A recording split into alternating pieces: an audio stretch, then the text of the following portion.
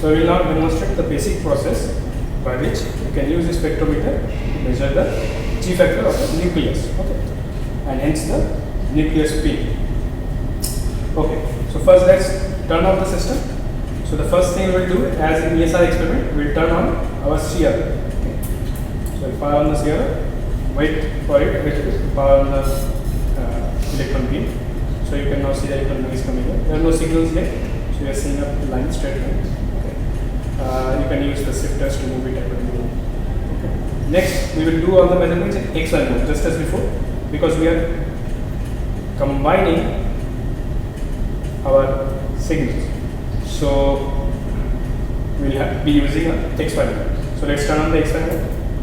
So now you see it has become a dot because it is combined X and Y, and there is only no signal, so it's just a point. Alright, again as before, remember these are the sensitivities or the calibration of the scales. One is for the Y axis, one is for the X axis. Then next we'll turn on our main control unit. Okay. So let's turn on our main control unit. So now you see this is the ammeter, it shows you current. It now says approximately 0 current, so that means there is no current. The other unit is not on, so that's why it's not showing any frequency here. Okay, the frequency control is not on. Also notice the connections, different connections that we have made here already. So as I discussed earlier, so this is my sample unit, sample holder unit, which also has the magnets for creating a magnetic field. Now you see the Helmholtz coil, the current has to come from this main control unit. So this wire basically connects the two Helmholtz coil to this main control unit. Then you see the small inductor that is around the sample, wrapped around the sample, which gives the IR signal, the second magnetic field basically. So this one is controlled by this unit, so it's connected through this connector. Okay, it's a very good connector to input the signal to noise ratio. Then the output from this, again one goes to the CL for display, another comes to your first control unit, or it's called unit 3 here, the other control unit here. So this frequency output comes to this frequency meter here, so it displays the frequency. Okay, so this is the connections. Now once we have turned on the main control unit, we will next turn on the Helmholtz coil. So now you see it's turned off, so there is no current in the Helmholtz coil, and you still have the permanent magnet, but you don't have any magnet due to the Helmholtz coil. So we first turn this on. Okay, so let's turn on the magnet for the Helmholtz coil. Then we also turn on the frequency controller. Okay, so it says battery because there is a battery source there. So we turn on this one. Okay, now you see display in the frequency meter.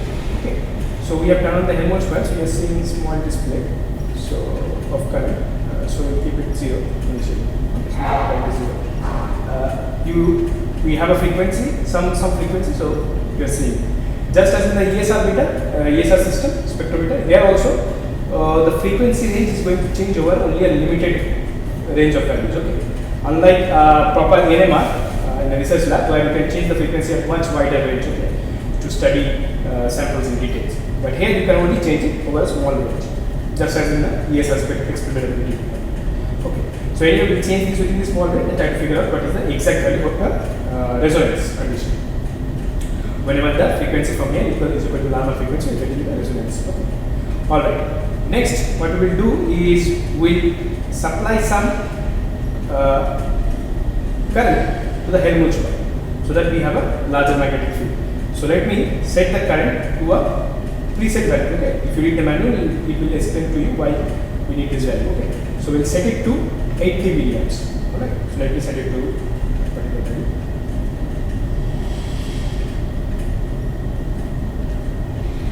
So the controls are sensitive, so I have to slowly change it.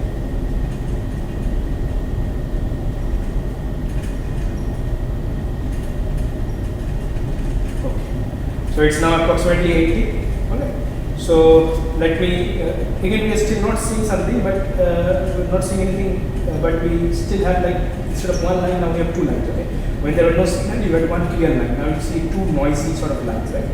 So maybe we can adjust our X and Y to the signal. So you see, I'm changing the calibration of the X scale, the sensitivity of the X scale. Okay, now you see we already have a sample inserted into the sample set. So this is glycerin. Alright. So this particular experiment we are doing with glycerin. The same experiment we will be doing with the other samples to get the G factor for those samples as well. Okay. And then we can do separate calculations for each of them. Alright. Now you see instead of one line, now we have two lines. It's also quite noisy. So let me just decrease a little bit. So now you see it is within my display, within the size of the display. So in ESR we were measuring this, but here we do not need to measure it, but we will have to use a separate technique to measure the resonance frequency. Now let me change the frequency and see what happens when I approach the resonance condition. So you see my frequency, keep an eye on this frequency meter, so it's changing, right? So let me change it further. Maybe I can increase it a little bit. I was decreasing it, nothing is happening. So increase it a little bit. So also keep an eye on the signals. So you see now at around 20.3 or 20.38, I am seeing two clear peaks, right? Before I did not have this peaks, now I have this peaks. So this whenever the frequency for that inductor coil that is inside here that matches the normal frequency, which again you know, if you look into the manual, you will see the expressions or the derivations where you can connect the strength of this magnetic field due to the permanent magnet and the Helmholtz coil. The Helmholtz coil is 80 milliamps current. Whatever is the total magnetic field, that will have a particular value of normal frequency, right?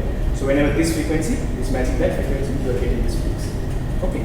Now what we need is to figure out the exact frequency. This is sort of an approximate, let's say, but it will be very close to this one. Now we need to make it exact. So how do we do it? Again, you see that the signal is very weak compared to, for example, the ESR signal that you see in the first experiment. So even after a lot of arrangements, you see we put the signal, we estimate small signals. Alright, now the first thing we will do, again we will use the phase shifter as we did in the case of ESR experiment. So the phase shifter again we will use and shift them along this x-axis of the CRO to make them overlap with each other, coincide with each other. Okay. So let me do that. So you see now they are almost the same x locations, right? So their height is also same, so they are sort of overlap with each other. Okay. If we can also change, for example,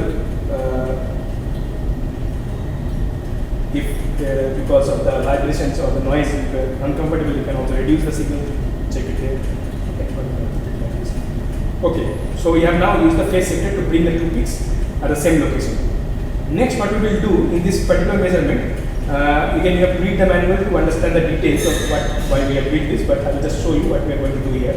So instead of having currents and making other calculations to measure the G factor, here we will just use our frequency knob to find out the exact match of the resonance and use that to calculate directly. Okay, so let me change the frequency. You see, if I change the frequency, both the peaks will shift. Both the peaks are shifted. You see. So basically, you have to change the frequency till both the peaks are at the midpoint of your entire signal. Okay. Consider the entire X range. Whenever the two peaks are at the middle of the entire X range, that is when you can say that my the frequency, whatever is that I'm setting, is the closest match to the resonance condition. Okay. So not much difference. 0.4, 0.39 to 0.4. Okay. All right. So this is basically the procedure to measure the resonant frequency. Once you know the resonant frequency, then you can calculate the G factor and the nuclear spin. Again, you refer to the manual to know how to do these calculations. Okay. Once we have the G factor for, let's say, glycerin, that means glycerin again is giving you signal from proton, hydrogen ion. Okay. We will also do the same experiment by changing glycerin to with the other samples. There are three other samples for water or hydrogen ion. That is just plain water. One is copper sulfate solution. One is ferric chloride solution. Nothing special. We just have those samples and we add water to the test tubes and the samples and just mix them. That's all. And we keep that solution inside. What is the concentration of the solution? All those details does not matter. Okay. Because we are studying the nucleus. We just need one or two nucleus. Okay. Now, after we are done with for the proton, we will replace them with the Teflon sample. or the PTFE sample, which will give you the measurements for the fluid nucleus. The overall experiment is still the same. Okay. So this is basically the NMR experiment. So we will end it here.